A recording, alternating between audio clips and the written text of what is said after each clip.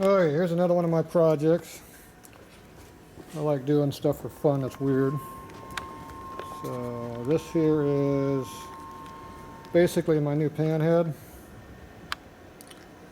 It's a lot of you guys have seen my seen the 49 panhead we did rebuilt for my got running for my friend now I sold it to.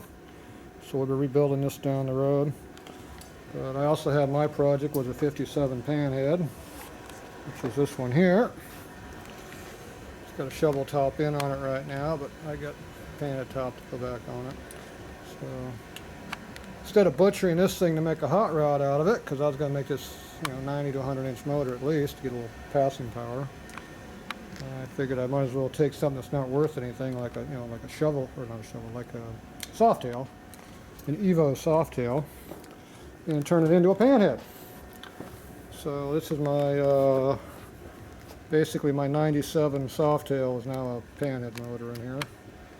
See, got a panhead motor, got the 5-speed tranny, got a twin cam oil tank that has the oil lines on it, kind of just like this panhead right here does. So give me a nice look at what I'm after. I put a late style oil pump on it so it looks clean. You don't have a bunch of oil lines hanging on the top. And right now I got an SU on there just to be different. But probably throw a McCuney on it or something better, but we'll figure that out later. I got my 4950 front fork on here, original fork, original type handlebars that are got internal throttles and everything on them. Got the headlight cowling here. This is all the early panhead triple trees. Got the steering damper in here, stock type risers. So this here's a steering damper.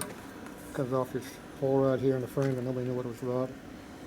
See, when they made the Softail, they just copied an old 4-speed frame, which came from a rigid frame.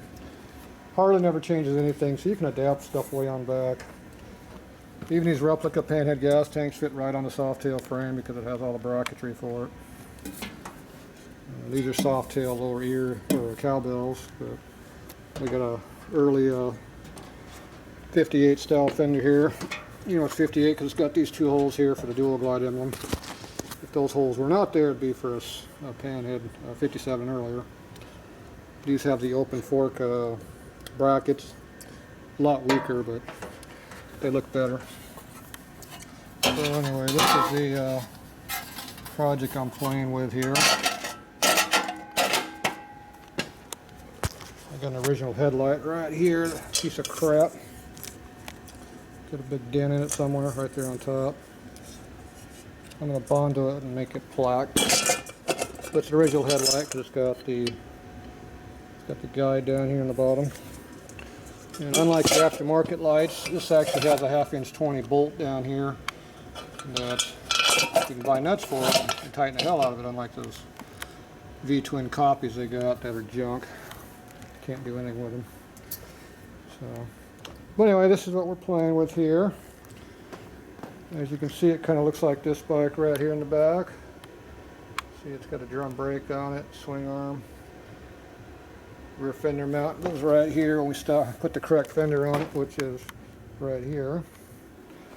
So I haven't fixed that yet. So this is a repop fender here. And this is a Softail swing arm. And of course we have a drum brake wheel in it, which looks like it belongs in there. Pretty much does. Kind of tight in here, but anyway, looks pretty good in there. So the fender doesn't fit very well, as you can tell. It sits back too much because we have clearance issues under here with the frame. The swing arm's right here, so I'm going to have to either cut that or cut the fender or cut both to get more clearance. Probably wind up cutting both. Haven't decided how I'm going to do that one yet. Anyway, either way, it's got it'll go on the bike. I'll weld some ears right here to hold that on. I might even put a rear stand on it, which I like a lot. This is your hydraulic line right here, which just clears the swing arm. The brake adjuster's up inside of here, which is not hitting on anything. I got the backing plate right up against the frame here. So There's a chain way up in there. Turn it sideways so you can see it. Here's a chain way up in there instead of a stupid belt pulley.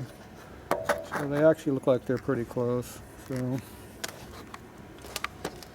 I got the thing lowered down quite a bit, so I'm about to do some adjustable shocks or something down here. Right now I just pull the bolts off and I use my lift to go up and down.